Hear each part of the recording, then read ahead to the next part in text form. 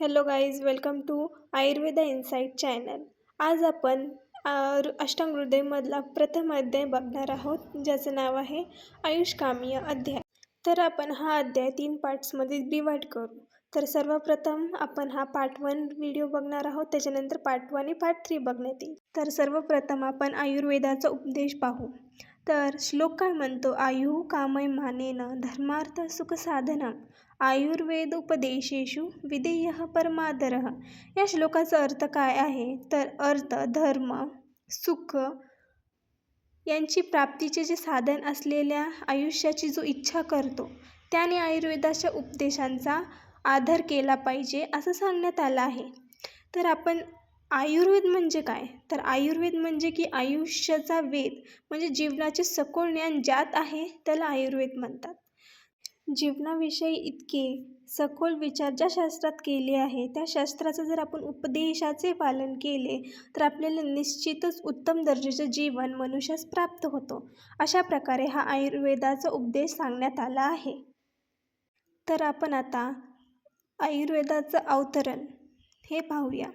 तर श्लोक काय म्हणतो? ब्रह्मास्मृता आयुष्यवेदम प्रजापती मजिग्रहतः सौश्विनवतो सहस्राक्षम सौ अत्रिपुत्रादि कामुनीम ते अग्निवेशादि कांस्ते तू पृथक्तंत्रानी ते निरे. आता याचा अर्थ काय आहे?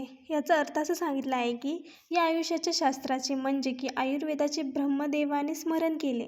सर्वप्रथम ब्रह्मदेवाने स्मरण केले व हे ज्ञान आपले दक्ष प्रजापतीस दिले. दक्ष प्रजापतीकडून अश्विनी कुमार यांना दिले. त्यांच्याकडून त्यांनी इंद्राला, इंद्राकडून आत्रेय ऋषींना व आत्रेयादी ऋषींकडून अग्निवेश आदी शिष्यांना हे ज्ञान प्राप्त झाले.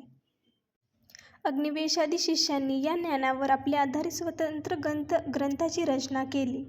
तर असं या आयुर्वेदाचे अवतरण सांगितले आहे. तर आपण आयुर्वेदाचे अवतरण शॉर्टमध्ये बघू. तर सर्वप्रथम आयुर्वेदाचे ज्ञान हे आपल्याला ब्रह्मदेवांना झाले. त्यांनी स्मरण केले आयुर्वेदाचं ज्ञान. मग त्यांनी हे ज्ञान दक्ष प्रजापती यांना दिले.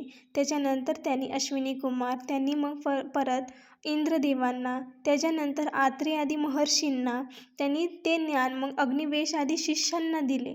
मग त्यांनी स्वतंत्र ग्रंथ रचना केली आणि असं आयुर्वेदाचं अवतरण आहे.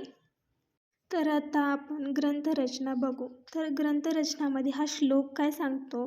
तेभ्योऽति विप्रकीर्णेभ्यः प्रायसारतरोच्चयः क्रियते अष्टांगहृदयं नाति संक्षेप विस्तरम. याचा अर्थ असा आहे की या सर्व ग्रंथरचनांमध्ये विखुरलेल्या ज्ञानामध्ये किंवा शास्त्रीय माहितीमधून अनेकदा उपयुक्त होणाऱ्या गोष्टीचं संकलन केल्यानंतर अष्टांगहृदय अति संक्षिप्त नाही व अति विस्तूरही नाही अशा ग्रंथाची रचना करण्यात आली. अष्टांगहृदय हे नावही अत्यंत संपर्क आहे. आयुर्वेदाच्या 8ही अंगाचे किंवा शाखांचे वर्णन या ग्रंथात आहे. शरीरामध्ये ज्याप्रमाणे हृदय हा महत्त्वाचा अवयव असतो, त्याचप्रमाणे आयुर्वेद वाङ्मयमध्ये अष्टांगहृदय हा महत्त्वपूर्ण ग्रंथस्थानी आहे. या आयुर्वेदशास्त्राची ही 8ही अंगे कोणती आहेत हे पुढील आपण पाहूया. अष्टांगहृदयमधील 8 अंगे कोणती आहेत हे आपण सर्वप्रथम बघूया. तर आता आपण अष्टांग आयुर्वेद म्हणजे काय बघूया. तर अष्टांग आयुर्वेद श्लोक काय बालग्रह ऊर्ध्वांग शल्यदंष्टाजरा वृषान अष्टावंगानि तस्याहु चिकित्सा येषु संश्रिताः. तर अष्टांग हृदयमधील 8 अंगे कोणती आहेत? काय चिकित्सा, बालचिकित्सा, ग्रहचिकित्सा, ऊर्ध्वांग चिकित्सा, शल्यतंत्र, दंष्टा म्हणजे की विष चिकित्सा, जरा चिकित्सा, वृषण म्हणजे की वाजीकरण चिकित्सा. ही 8 अंगे असून चिकित्सा यांच्यावर आधारित असते. अष्टांग हृदय हे आपण पाहिलं. आता ह्या 8ही शाखेंचे वर्णन कशामध्ये आले आहे, कोणत्या संहितेमध्ये आले आहे हे पाहूया. तर काय चिकित्सेचे वर्णन चरक सूत्रस्थानमध्ये आले आहे.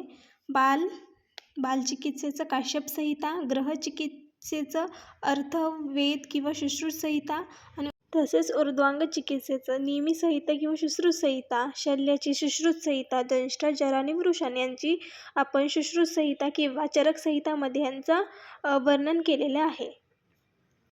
तर आता आपण दोष म्हणजे काय हे पाहूया. तर श्लोक काय म्हणतो, वायू पित्तम कफश्चेती त्रयोदोषा समासतः. याचा अर्थ काय आहे? वायू म्हणजे की वात, पित्त आणि कफ हे 3 दोष आहेत. प्रामुख्याने आपल्या शरीरामध्ये 3 दोष दिसून येतात. दोष म्हणजे काय? दुष्यंती इति दोषाः. जे दुसऱ्यांना दूषित करतात किंवा विकृत करतात त्यांना दोष म्हणतात. तर आपल्या शरीरामध्ये किती दोष आहेत? तर 3. वायू, पित्त आणि कफ हे 3 दोष आहेत. तर इथे एक चार्ट दिला आहे. दोष म्हणजे काय? तर दुष्यंतीचे दोष हा जे दुसऱ्यांना विकृत करतात किंवा दूषित करतात त्यांना आपण काय म्हणतो? तर दोष कोणते आहेत? वायू, पित्त आणि कफ. आता दोष आणि महाभूत अधिक्य यांचा संबंध. वायूमध्ये आकाश आणि वायू महाभूताचे अधिक्य असते, तर पित्तामध्ये अग्नी महाभूताचे अधिक्य असते, कफामध्ये पृथ्वी आणि जलाचे महाभूत अधिक्य असते. तर सुश्रुतानुसार रक्त हा दोष मानला आहे, परंतु तसं दिसून येत नाही. कारण की आपण दोषाची व्याख्या काय सांगितली की दुष्यंती इति दोषाः. जे दुसऱ्यांना विकृत करतात किंवा दूषित करतात त्यांना आपण दोष म्हणतो. पण रक्त हा असा करू शकत नाही, कारण की तो सजीवांची प्रकृती निर्माण करतो आणि शरीरातील दुसऱ्या घटकांना विकृतीही करत नाही. ही दोन्हीही शब्द रक्तामध्ये नाहीत, म्हणून रक्त हा चौथा दोष होऊ शकत नाही. तर नंतरचा श्लोक असा आहे, विकृता देहम घंती ते वर्तयंती च. याचा अर्थ असा आहे की हे जे 3 दोष सांगितले होते आपण, ते विकृत झाले असता देहाचा आपले नाश करतो, आणि ते जर अविकृत अवस्थेत असतील तर देहाचे धारण करणारे असतात. म्हणजे की विकृत स्वरूपात ते देहाचा नाश करतात, अविकृत स्वरूप म्हणजे की प्राकृत राहिले तर ते देहाचे धारण करतात, असे या श्लोकात वर्णन केलेले आहे. तर त्रिदोषांमध्ये शरीरातील अन्य घटकांना विकृत किंवा दूषित करण्याचे सामर्थ्य असते. त्रिदोषांमध्ये वृद्धी किंवा क्षय किंवा त्यांचे स्वरूप बदलून येते. त्यांच्यामुळे दोषांकडून त्यांचे प्राकृत कार्य घडून येऊ शकत नाही किंवा त्यांच्या गुणांमध्येही परिवर्तन दिसून येते. यामुळे दोष वैषम्यामुळे विविध व्याधी निर्माण होतात. या उलट जर दोष प्राकृत अवस्थेत असतील तर एकमेकांच्या सहाय्याने शरीराचा व्यापार चालवतात, आणि या दोष साम्यामुळे शरीर सुस्थितीत असतात आणि स्वस्थ राहतात. दोष स्थान. तर श्लोक काय म्हणते, ते व्यापिनोपि रुन्नाभ्यो अधो मध्य ऊर्ध्व संश्रया. याचा अर्थ त्रिदोष हे जरी संपूर्ण शरीरात व्याप्त असले तरी विशेषत्वाने ते हृदय आणि नाभीच्या अधोभागी वातदोष, हृदय आणि नाभीच्या मध्यभागी पित्तदोष आणि हृदय आणि नाभीच्या ऊर्ध्वभागी कफदोषाचे संश्रित आहे. इथे एक फ्लोचार्ट आपण पाहू की हृदय आणि नाभी यांना जर आपण केंद्रीभूत धरून जर आपण अर्थ समजून घेतला तर हृदय आणि नाभीच्या मध्यभागी हा पित्ताचं स्थान आहे, हृदय आणि नाभीच्या अधोभागी म्हणजे की वाताचं स्थान आहे, आणि हृदयच्या ऊर्ध्वभागी म्हणजे की आपल्या कफाचं स्थान आहे. अशा प्रकारे आपण दोषाची स्थाने समजून घेऊ शकतो. तर आता विविध कालानुसार दोषांचे प्राबल्य. श्लोक, वयो अहरात्री भुक्तानाम ते अंत मध्याधिकाक्रमण. याचा अर्थ असा दिला आहे, वय, दिवस, रात्र, भोजन, उत्तर समय या कालावधींच्या अंतिम, मध्य आणि प्रारंभी समयी वात, पित्त, कफ हे त्रिदोष क्रमशः बलवान असतात असे दिसून येते. तर आपण कालानुसार आता दोषांचे प्राबल्य बघू. दोष कोणते आहेत? तर वात, पित्त आणि कफ 3 दोष दिसून येतात. तर वय हे वयाच्या अंतिम काल हा वृद्ध अवस्था असते, वयाचा मध्यम काल हा तरुण अवस्था असते, तर वयाचा जो प्रारंभ काळ असतो आपला तो बाल्य अवस्था असते.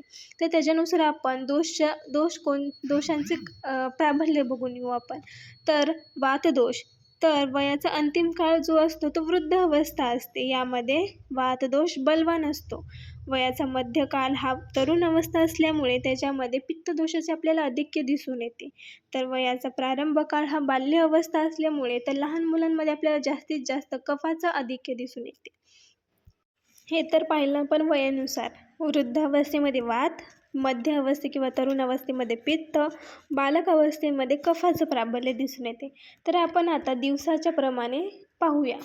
तर दिवसाचा अंतिम काळ हा सायंकाळ असतो, तर त्याच्यामध्ये वातदोषाचा बलवान असतो. दिवसाचा मध्यकाळ म्हणजे की दुपार, त्यामध्ये आपल्याला पित्तदोषाचं अधिक्य दिसून येते. दिवसाचा प्रारंभ काळ म्हणजे कोणता? तर सकाळ किंवा प्रातःकाळ, त्यामध्ये आपल्याला कफदोष बलवान दिसतो. अशा प्रकारे दिवस आणि दोषाचा आपल्याला प्राबल्य दिसून आला. त्यानंतर आपण रात्रीचा बघू. रात्रीचा अंतिम काळ हा पहाटे म्हणजे की वातदोषाचं प्राबल्य असते. रात्रीचा मध्यकाळ म्हणजे की मध्यरात्री. मध्यरात्री कोणत्या दोषाचं प्राबल्य दिसून येते तर पित्त दोषाचा. आणि रात्रीचा प्रथम काळ म्हणजे की रात्रीचा जो पहिला प्रहर असतो त्याला आपण कफ दोषाचे बलवान आहे असं समजतो. तर हे झालं रात्रीचं. रात्रीच्या अंतिम काळी म्हणजे की पहाटे वातदोष बलवान, मध्यकाळी मध्यरात्री म्हणजे की पित्तदोषा बलवान आणि प्रथम काळ म्हणजे रात्रीचा जो पहिला प्रहर आहे त्याच्यामध्ये कफदोषाचा बलवान असते. आता आपण पाहूया की भोजन उत्तर म्हणजे की भोजनानंतर हे 3 कालावधी कसे आहेत. तर आता भोजन आणि दोष यांचा संबंध आपण पाहू. भोजन उत्तर अंतिम काळ म्हणजे भोजनानंतर आपण 4 ते 6 तास हा वात बलवान असतो. भोजन उत्तर मध्यकाल म्हणजे भोजनानंतर 2 किंवा 4 तास हे पित्त बलवान असते. तर भोजन उत्तर प्रारंभ काळ म्हणजे की भोजनानंतर 1 ते 2 तास हा कफ बलवान असते. अशा प्रकारे आपण दोष, वय, दिवस रात्र आणि आहार यांचा संबंध पाहिला. तर आता आपण त्रिदोष आणि जठराग्नीचा संबंध पाहू. श्लोक तैर्भवेद्विषम तीक्ष्णो मंदश्च अग्निसमय समः. आता या श्लोकाचा अर्थ काय आहे की ह्या त्रिदोषांपासून क्रमशः विषम अग्नी, तीक्ष्ण अग्नी आणि मंद अग्नी असा जठराग्नी होतो आणि साम्य अवस्थेतील त्रिदोषांचा सम अग्नी होतो. तर हे आपण एका पॉईंट्सनुसार पाहूया. त्रिदोष आणि जठराग्नीचा संबंध. तर वाताच्या प्राधान्यामुळे आपल्याला विषम अग्नी, पित्ताच्या प्राधान्यामुळे तीक्ष्ण अग्नी आणि कफाच्या प्राधान्यामुळे आपल्याला मंद अग्नी याप्रमाणे अग्नीची स्थिती आढळते. तर वातामध्ये विषम अग्नी म्हणजे काय, जो अग्नी अयोग्य पद्धतीने घेतलेला अन्न लवकर म्हणजे कमी कालावधीमध्ये पचवतो आणि योग्य पद्धतीने घेतलेला आहार किंवा अन्न हे उशिराने पचवतो, त्यास विषम अग्नी म्हणतात. तर आपण विषम अग्नी कशाला म्हणतो की अयोग्य घेतलेला आहार जो असतो तो लवकर पचवतो, कमी कालावधीमध्ये पचवतो आणि जे आपण योग्य पद्धतीने आहार घेतो तो उशिरा पचवतो. तर ह्याला आपण विषम अग्नी म्हणतो आणि हे कोणाच्या प्राबल्याने दिसून येते तर आपल्याला वातदोषाच्या प्राबल्याने विषम अग्नी दिसून येते. त्याच प्रकारे तीक्ष्ण अग्नी म्हणजे काय, जो अग्नी योग्य पद्धतीने जो घेतलेला आहार आहे तो अल्प अवधीत म्हणजे की अल्प काळामध्ये आणि अयोग्य पद्धतीने घेतलेला अन्न ही अल्प अवधीत म्हणजे अल्प काळामध्ये पचवतो, त्याला तीक्ष्ण अग्नी म्हणतात. आता आपण तीक्ष्ण अग्नी म्हणजे काय समजू. जर समजा आपण जो योग्य पद्धतीने आहार घेतला आणि अयोग्य पद्धतीने आहार घेतला, दोन्हीही पद्धतीने जर आपण आहार घेतला तर तो अल्प कालामध्येच तो पचन करतो, त्याला आपण काय म्हणतो तीक्ष्ण अग्नी. हे कोणाच्या प्राबल्याने दिसून येते तर पित्ताच्या प्राबल्याने दिसून येते. तर आपण आता कफाचं बघू. जो अग्नी योग्य पद्धतीने घेतलेला अन्न उशिरा पचवतो म्हणजे की पचनासंबंधी मुखशुष्कता, आटोप, आंत्रकुंचन, आदमान, गौरव यासारखी लक्षणे निर्माण करतो, त्याला आपण मंद अग्नी म्हणतो. जर कसाही म्हणजे आपण आहार घेतला तरी तो उशिराच पचवतो, त्याला मंद अग्नी म्हणतात. तर मंद अग्नी कफाच्या प्राबल्याने किंवा कफाच्या प्राधान्याने आपल्याला दिसून येतो. आणि जो शेवटचा आहे तो सम अग्नी जेव्हा असतो तो म्हणजे की जेव्हा आपले तिन्ही दोष सम असतात तेव्हा सम अग्नी दिसून येतो.